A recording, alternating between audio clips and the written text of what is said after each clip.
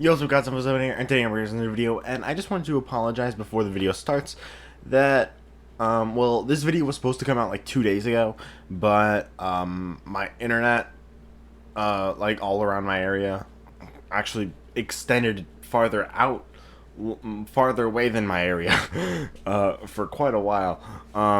For like 2 days, my internet was down, so I'm recording this right now, July 9th. I was going to record it yesterday, and it was gonna come out yesterday, but nope, the internet screwed me over, so I couldn't really do that.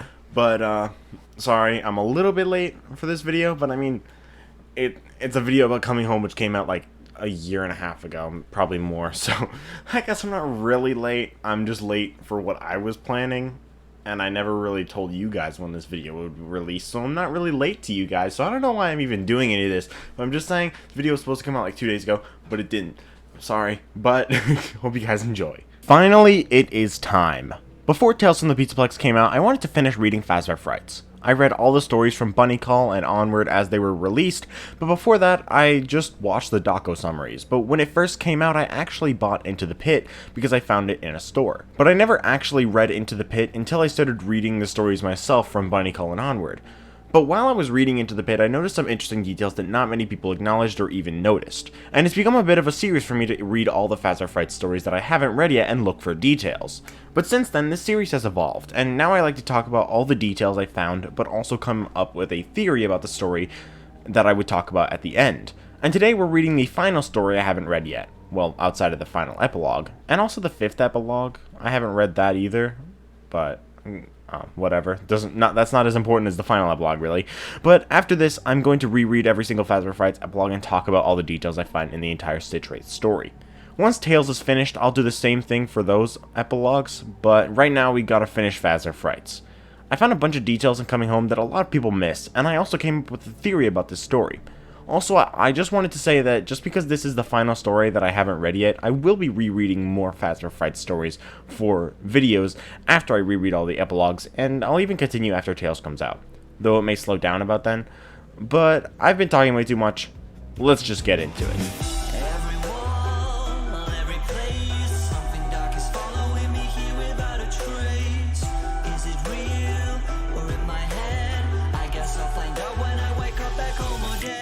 Number 1. At the beginning of the story, it is said that Susie sees colors as voices, and that her mom's voice used to be like a bright orange, but a long time ago, it changed to be a dull brown. Since this is a very small and seemingly insignificant line, I feel like people probably forgot about it, but it was a nice way of foreshadowing that her mother was depressed after the loss of Susie. Number 2.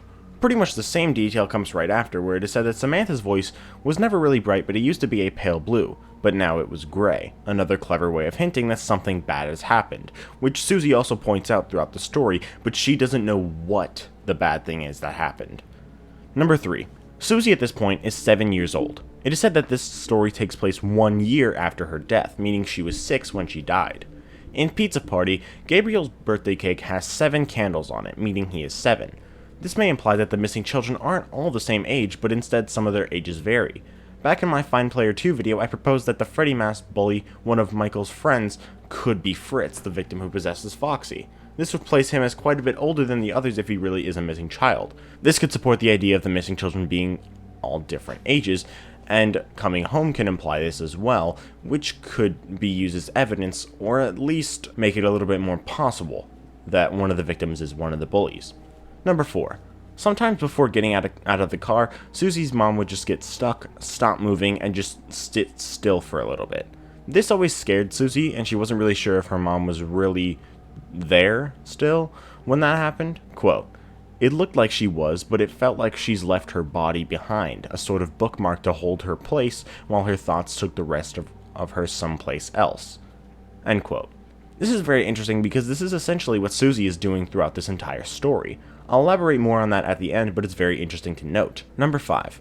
A theory I've mentioned in some of my videos in the past is that the toy girl from FNAF 4 playing with Freddy, Bonnie, and Chica toys in the park is actually Susie. I believe this due to quite a few design similarities, but also because Susie in this story stated multiple times to love playing with her toys, which is actually one of the main plot points in the story. Number 6. Susie in this story compares a specific facial expression that Samantha sometimes makes to that of a dog. Susie in the games dies because of her dog, but in this story, Susie doesn't own a dog at all, but a dog used to live next door. In the games, we also never hear about Susie having a sister. So what if Samantha in this story is supposed to fill in the role of the dog? Obviously the dog in the game dies, so it wouldn't be the same, but it would just fill the gap created by the dog's absence in the story, and it would explain why Susie compares her facial expressions to a dog. Number 7. I think everyone knows this about the story already, but Susie in Coming Home has brown hair and brown eyes. In the game, she has blonde hair and blue eyes. This shows that if Stitch Line Games is true, which I don't believe it to be, but if it were, then this story couldn't be in the Stitch Line. But since I don't think it is, it still can be.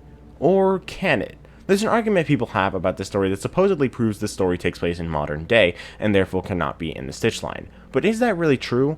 Well, we'll get to that when we get to it. Strangely, in the Ultimate Guide, the image for Coming Home depicts Susie with blonde hair and blue eyes, which is accurate to her game counterpart, but inaccurate for this story. Number 8.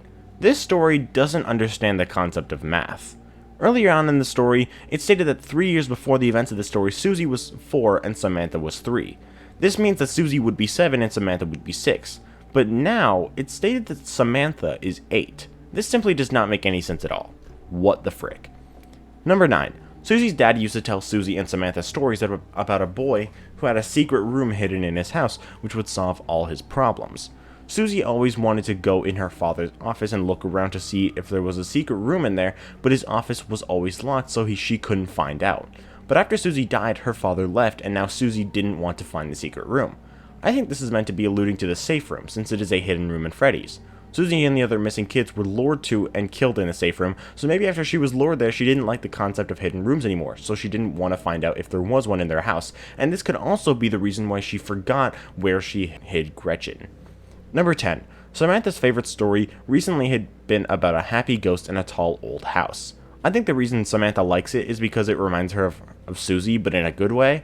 Not only does it connect to Susie in the way that it was about a ghost, but Susie, Samantha, and their mom lived in a 150-year-old house with at least 3 floors. Susie is a ghost living in a tall old house.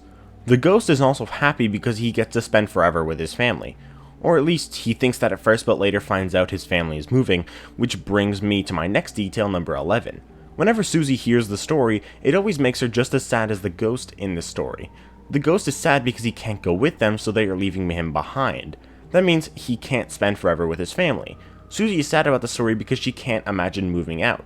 This is a really cool detail, because Susie, who is a very empathetic person, thinks of herself in the shoes of the family moving away, not the ghost. This is because, as established many times throughout the story, Susie actually doesn't know that she's dead until the end of the story. Number 12. Whenever the story is being told from Susie's perspective, her mom is referred to as their mom, because it's Susie and Samantha's mom. But whenever the story is being told from Samantha's perspective, she's always referred to as Samantha's mom, because from her perspective, Susie is just dead, so it's only Samantha's mom because Susie's dead. This is a very subtle but clever detail. Number 13. Now this is what I was talking about before. People use this as evidence to suggest that this story takes place in modern day. It's mentioned that Susie and Samantha have a flat screen TV in their house, and that Samantha has a computer in her room that she could watch shows on. The flat screen TV argument is stupid because those were invented in the 60s, but watching TV on a computer is a bit harder to figure out. I did research for quite a while, and I literally could not figure out when it became possible to watch shows on a computer. I did a lot of research, and I just couldn't find the answer, so I genuinely don't know. If you guys know whether it was possible in 1986 or not, then please let me know in the comments because I have no idea. Number 14. Though it's unclear if you could watch shows on your computer in 1986 or not, Samantha doing so might be a connection to this image in the logbook. While obviously Samantha isn't Susie, Chica is the main animatronic in this story and is still associated with Samantha in this story, so it could be a reference. Now I'm going to stray away from details for a second and talk about something completely random and unrelated to Coming Home entirely. I just kind of thought about it in the middle of reading, and I thought I'd talk about it here.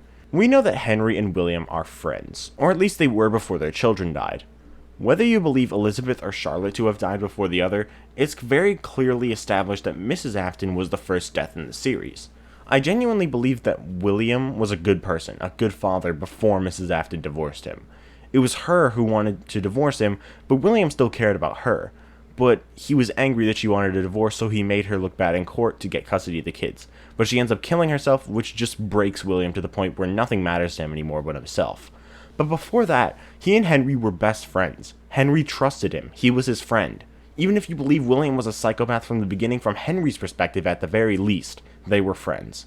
So it would make a lot of narrative sense if William was actually Charlotte Emily's godfather. And that would just add a bit more tragedy to the fact that William murdered her. It would be terrible and tragic, but it would make a lot of sense. And it would be a really awesome storytelling twist, even if it never gets confirmed or debunked. It's really tragic, honestly, and I kind of like that. Am I a horrible person for saying that? Anyway, that's all I wanted to say. Back to the details. Number 15. Samantha has a dream where she's being chased by Chica and goes into her dad's office. The dream tells Samantha Chica's name and the location of Gretchen. And this is interesting because she didn't know these things until her nightmare. This really reminds me of the nightmares in Room for One More, where Stanley sees the Funtimes in his dreams despite never seeing the Funtimes themselves ever in his life. It seems like these are the same supernatural dreams, being given to the characters by some specific entity, and not just being a dream that your mind makes up. Just like the FNAF 4 nightmares put Michael in the position that the bite victim was forced into, despite Michael never knowing about the bite victim's experience with the nightmare animatronics. His dreams give him this information because they are torture being inflicted on him by a spirit, the bite victim. A lot of people still don't seem to quite understand that when I say Michael is the player of FNAF 4, I'm not saying he's the bite victim. I think it's quite clear that he isn't. I'm saying that Michael, probably just a little bit before the events of FNAF 3, was terrorized by the bite victim as revenge for killing him. And these are the types of things that point to that idea being the actual canonical event of the nightmares. Number 16. When Samantha is looking for Gretchen in her dad's office, she distracts Number 16. When Samantha is looking for Gretchen in her dad's office, she distracts Chica to go into the kitchen. I think it's pretty obvious why I'm bringing this up, because Chica goes into the kitchen in both FNAF 1 and FNAF 4. And those are all the details I found in Coming Home. This story had more details than the average story, and after reading it myself, I could see why it's so popular. I didn't really like it before, but now that I've read it myself, I like it a lot more.